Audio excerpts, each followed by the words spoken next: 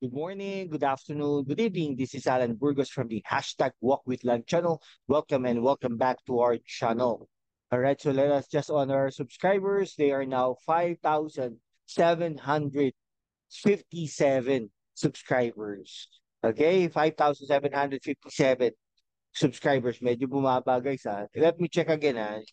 Let me double check this one. Kung meron na tayong 5,757 nga. And all of our subscribers are located around the world, and each continent that we have a subscriber or subscribers out there on that area. Thank you so much. God bless you all. If you are not yet subscribed to our channel, please do it so now so that we can be able to maintain and sustain this channel.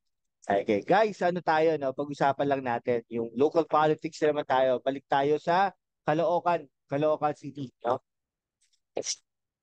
Ayan, sa Caloocan City, no? So ano tayo, no? Ano lang natin, para specific lang natin, no?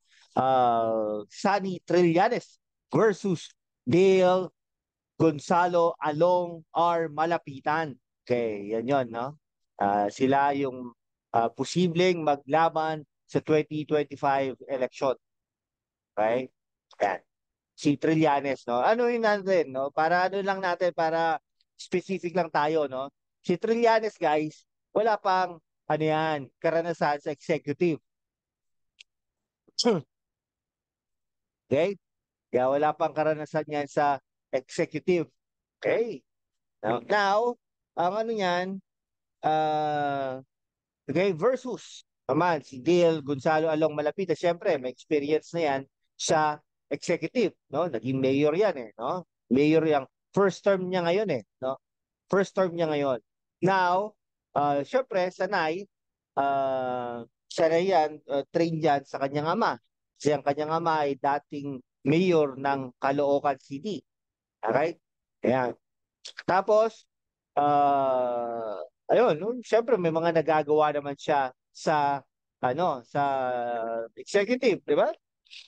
Daming mga na-implement na mga projects sa Caloocan City. Pero siyempre in terms of policies and corruptions, hindi natin masabi 'yon kasi hindi naman natin alam 'yon eh. Pero si Trillanes, since ano naman po yan, nagtuturo ng governance yan, in a way, ano naman niya, hindi lang niya nai-implement. In a way, alam naman niya yan, no? Pero hindi naman niya nai-implement dahil nga hindi naman niya, ano, no? Uh, wala siyang, hindi naman sa kakayanan, pero wala siyang way para i-implement itong mga ito, no? Pero nung senador siya, syempre, nabubusisi din niya naman ang mga LGUs. Okay? Hindi ko lang alam kung anong mga ano niya, kung anong mga uh, committees niya nung senador pa lang siya. Pero syempre, in a way, naano niya naman yan. Syempre, nabubusisi niya yung mga Office of the President, so yung Office of the Vice Presidents, etc. No? Mga ganung bagay ba? No?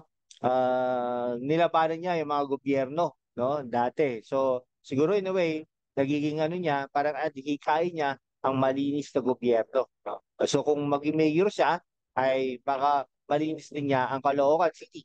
Okay? Something like that. Now, in terms of ang bilang mayor, mahalaga din na meron kang kakayanan or experience, no, sa legislative.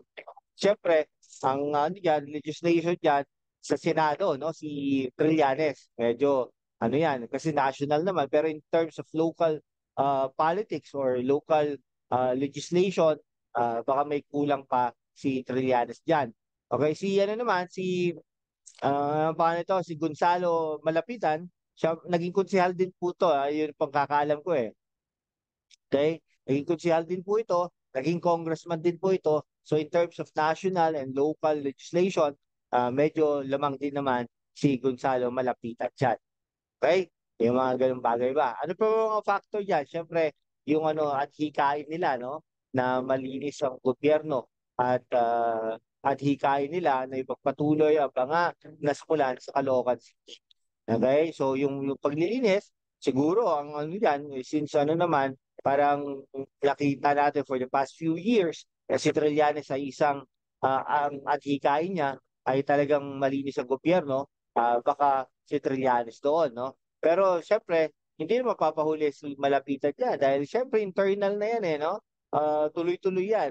At saka yung mga proyekto na mga nasimulan nila, definitely pag si Trillanes, ang naupo, ito mga to ay talagang hindi na mapapatuloy, mag-stop ito. Kasi sabi ko nga sa mga nakaraan natin mga programa, ang school of thoughts ni Trillanes at iba pa ay talagang malinis ang gobyerno, no? I-stop muna nila, no, for the past next few years, no?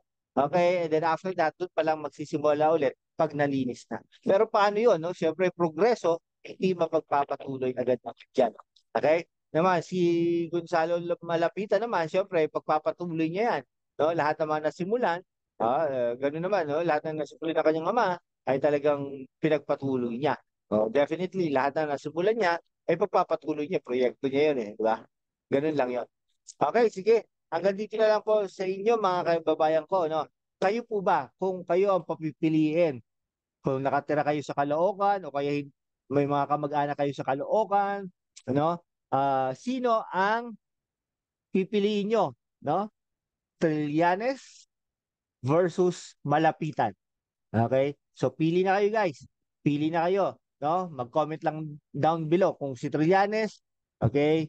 I-rason nyo diyan. Bakit? Okay? Si Malapitan, Oscar Malapitan hindi tayo hindi yung Oka Malapitan congressman yun unless otherwise magpapalit sila dahil mahina si Malapitan diyan si Dale Malapitan, si Oka Malapitan malakas, magpapalit sila it's a different story pero ngayon ngayon specific tayo, Trillanes versus Malapitan. Sani Trillanes, former Senator Sani Trillanes, kaya piliin nyo bakit. Okay, kung si Malapitan naman, Dale Malapitan, Mayor Dale Malapitan, kung pipiliin nyo siya, bakit? Okay? Sige, hanggang dito na lang po mga kaibigan ko. Maraming maraming salamat po sa inyo. Mabuhay po kayo. God bless you all.